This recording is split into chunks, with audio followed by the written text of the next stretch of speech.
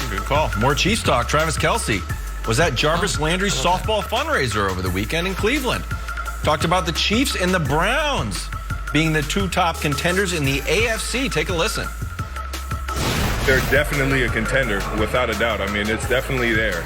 Baker and the gang have upped the ante, made this team an unbelievable team and a team you have to prepare for and take serious. And, I think that moving forward, without a doubt, I can see a lot more playoff games between us. And, I'll just take it one day at a time and hope for it. But I think that, the Browns and Chiefs are definitely neck and neck. Oh, okay. All right. Brandon, Travis Kelce saying the Browns and Chiefs are neck and neck is blank. Oh, close to home. This dude is a Cleveland Heights guy. There we go. That's where he's from. He's from the area, so of course he was going to take it easy on him. Look, hats off to Jarvis Landry, the Jarvis Landry Building Winners Foundation. That place was packed. It was rocking. He did a great job raising money for families facing disparities when we talk about health crisis, and then also just socioeconomics problems. So great job, Jarvis Landry and team. Yeah, and listen, I mean, did you guys see Travis Kelce there? People are going to make fun of me on the internet. I don't care. This guy's just the total package. Best tight end in football, check. Incredibly charitable in the community. We just saw, what was he doing? Check. Like, disarmingly good-looking, check. And now we can add to it, astute football analyst. Who's the first Brownie mentioned? Old Baker Mayfield. Who does Nick Wright have in the AFC Championship game? Chiefs Browns. Who does Travis Kelce have? Goodness. Chiefs Browns.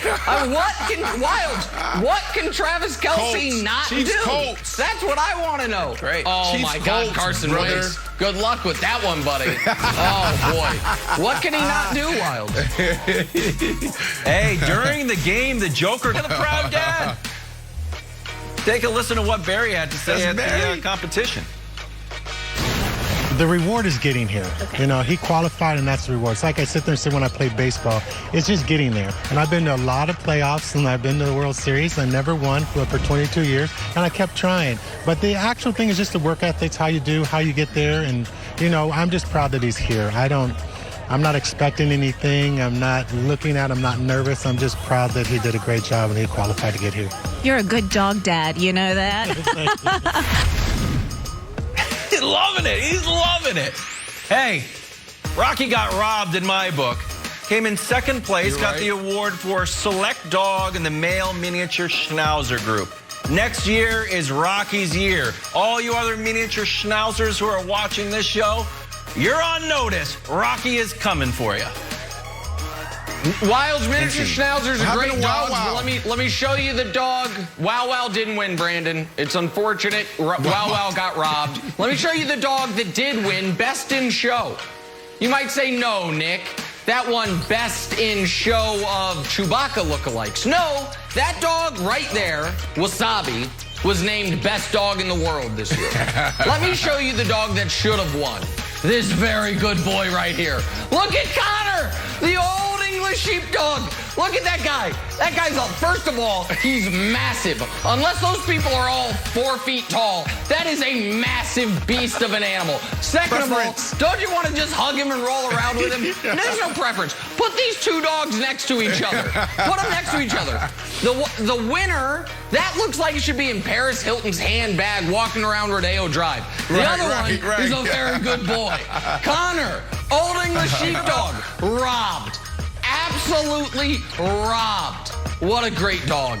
What a legendary pup. There'll be no Tinkerbell slander, Paris Hilton's dog. Don't ever do that again on this show. Hey, Le'Veon Bell had an uneventful few games with the Chiefs. Took to IG to talk about it, answered some fans' questions. Here's what he said.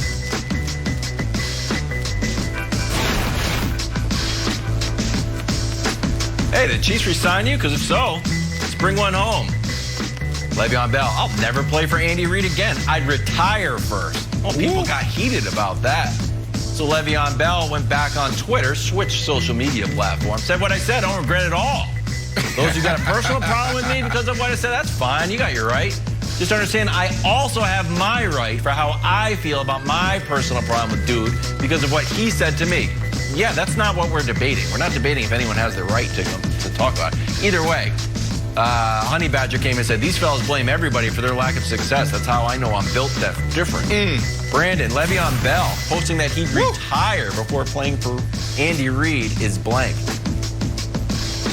Look, we've all been in positions where we made bad decisions, but we got to talk about this one. This is another bad decision by Le'Veon Bell. You won't win. This is a legendary coach. Everyone loves Andy Reid. Everyone. Le'Veon, what are you thinking here? You'll never win this battle. You go back to Pittsburgh. Bad decision on how you got out of there. You should have stayed. We're talking about, what was it called? The Killer Bees. Man, you guys could have won multiple Super Bowls. The offense was unstoppable. And then you take a year off. In retrospect, a bad decision. And then you come back and play for less money than you was offered before you took the year off. Have an opportunity to get out of the Jets. You're saying it's the Jets. It's Adam Gase. You have Buffalo Bills right there. And you make the decision to go to the Kansas City Chiefs when you know they have 4 or 5 guys that's probably going to be ahead of you on the chart as far as who we need to get the ball to. So you wasn't going to be a priority. Should have went to Buffalo, got your career back on track, and then went to Kansas City or some other team to win a Super Bowl. But then if he'd have gone to Buffalo, he'd still not like Andy Reid because he would have had to watch Andy Reid kick his team's teeth down their throat in the AFC Championship game. Neither here nor there. I'm going to go to the wise words of our friend Mark Schlereth. So my answer is Book of Schlereth. One of his favorite catchphrases is, if everywhere you go it smells like bleep, maybe it's you. El Bell, I've always supported you, but if everywhere you go it's like this, they were unfair, this was unfair, this was bad, maybe some of it is you. So hopefully his next stop can be his last stop and can be a fruitful one. But right now he's got to figure out why things seem to be ending so well. Look at that legendary sheepdog at Westminster. Time for drawing a blank. Le'Veon Bell played 9 seasons with the Chiefs. Didn't love it. Took to the gram this weekend to share his thoughts. Said, quote, I'll never play for Andy Reid again. I'd retire first. Whoa, seems unnecessary, a little too much. So he took some heat for that. He said, look, I said what I said. I don't regret at all what I said. For those who have a personal problem with me because of what I said, that's fine. You have your right. Just understand I also have my right for how I feel about my personal problem with dude because of what he said to me. Okay, sure. Here's a little and simpler. Honey Badger comes in, says these fellas will blame everybody for their lack of success. That's how I know I'm built different. Nice. Throws in, gets a dig at Le'Veon Bell and a compliment to himself. Brandon, Le'Veon Bell's IG was what? Another bad decision. And this is hard for me, right? Because a lot of times when we're talking about other people and their judgment, their lack of, being able to understand their self-awareness, we forget that we've also made bad decisions. But this is another bad decision by Le'Veon Bell. We got to talk about it. You go back to when he was in Pittsburgh. He was the best back in football. And then he wants to go on IG and, start rapping, get caught with this and that. And then he makes his decision to leave there. Like they had the Killer Bees. I mean, they were unstoppable. They could have won 2 Super Bowls together. And then he holds out. He doesn't play an entire year. And in retrospect, that was a bad decision. And then he chose the Jets over other teams he could have went to. Took less money, went to the Big Apple. Bad decision. Adam Gase. Did you not look at Adam Gase when he was in Denver and Miami? His backs never were super successful. And then he had an opportunity to leave and revitalize his career. And you had the Buffalo Bills sitting right there and Josh Allen, and you have Stephon Diggs. Like, you could have went in there and dominated. They wanted you. When someone wants you really bad, you go there first. And he decided to go to the Kansas City Chiefs first. Now, he went for the Super Bowl, which I respect him for that. But you got to get your career back on track. So you got to decide, do I go after the Super Bowl right now, or do I go get my career back on track so I'm not sitting in this situation in the offseason where no team wants me? I'm still unsigned. So it was another bad decision. I think you make a lot of good points, Brandon. And before I give my answer, let me give a shout out to the IG user Scumnazy, who got this whole back and forth started. Thank you, sir. You gave us good content. Nothing like 2021 media. It's like, hey, Scumnazy, what'd you say on Twitter? We've got a segment. I'm going to the wise book of Schlereth. Our friend Mark Schlereth-Wilds has a very wise parable that I think applies to the Le'Veon Bell situation. And I'm going to have to censor it, but it is, if everywhere you go, it smells like bleep, maybe it's you. Lev Bell, I've supported you, but if you can't get along with Tomlin or Andy Reid, Gase I'll give you a pass for, maybe it's a little bit of you.